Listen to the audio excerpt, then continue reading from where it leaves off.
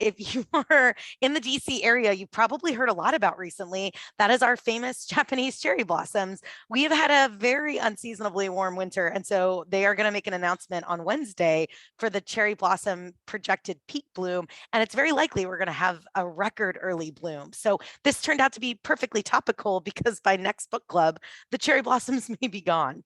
So in the comments, in the chat box, if you've ever seen the Japanese cherry blossoms in person, like, drop a hand, drop a little cherry blossom emoji, something. Because I think most people, when they think about DC spring, they think about the cherry blossoms. Even locals want to go out to the tidal basin and see them. They want to get their pictures. How many like proposals, engagements, weddings do you see down there? Everybody likes to bring their babies and their dogs. And it's just like such a classic DC thing. And of course, it attracts people from all around the world, but I think even locals really love it. And I don't think that many people who go and see the cherry blossoms every year realize that we only have them because of a 20-year fight and advocacy by this woman that you can see pictured here, Eliza Scidmore. There is no plaque to Eliza Scidmore. There's no statue. There's nothing that honors her down by the tidal basin, down along where a bulk of the cherry blossoms are, but she is the reason. She was a woman who never married. Her brother was a diplomat, and she took advantage of his diplomatic career to travel around the world. She was an explorer, a writer, a geographer. She was the first female board member of the National Geographic Society. She started dabbling in photography. She was this really incredible writer, and she had spent time in Japan, seen these beautiful blossoms, and she knew enough about sort of the weather and conditions in DC to think that we could probably sustain having these trees here. So in 1885, she sort of began this letter writing campaign, and she'd write letters to Congress. She'd write letters to the White House, to the Smithsonian Institution, the US Department of Forestry. You can imagine that's just men everywhere, right? Men running these agencies, men running the political groups. Nobody thinks it's important. Nobody even replies most of the time. She sort of bemoans the lack of response, or if she gets any response at all, she's completely brushed aside. And this is how it's going to go until 1909. So she is on this advocacy campaign for more than 25 years.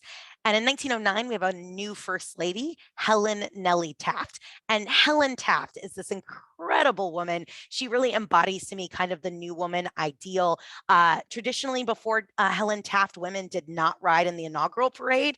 And she went to her husband and was like, I don't think so. And he went to all of his political planners and said, look, either she rides with me in this inaugural parade or I'm just not going to participate. And he said that she was so brilliant. If he thought she would have been confirmed, he would have had her appointed to his presidential cabinet. So here's Helen Taft at the White House, and she gets one of these letters from Eliza Scidmore. This is probably the 1,000th letter Scidmore had written. But Helen Taft reads it, and she had lived in the Philippines when her husband was governor of the Philippines. She'd traveled to Japan, she'd seen the trees, and now Eliza Scidmore had an ally. And Helen Taft wanted to be involved in her husband's presidency. She wanted to be involved in life here in Washington, D.C. And so she and Scidmore, along with a Japanese diplomatic delegation, are going to bring the cherry blossoms to Washington, D.C. So it's a collaborative effort. This is a gift from Japan, but it's really advocated for by Eliza Scidmore with this incredible support of Helen Nellie Taft.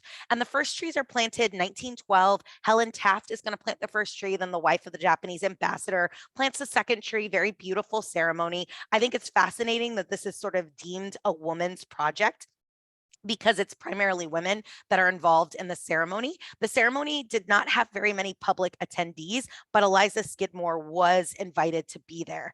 If you go down to the tidal basin when the trees bloom soon, there is a plaque that marks the spot where those first trees were planted. But again, it does not mention Eliza's name or her massive support for this project, and really her tenacity in getting this done. And when you think about this, this is the first major sort of public works project in Washington, D.C. It's the first time a first lady has undergone a beautification project in our nation's capital. That's something that later first ladies like Jackie Kennedy and Lady Bird Johnson will undertake.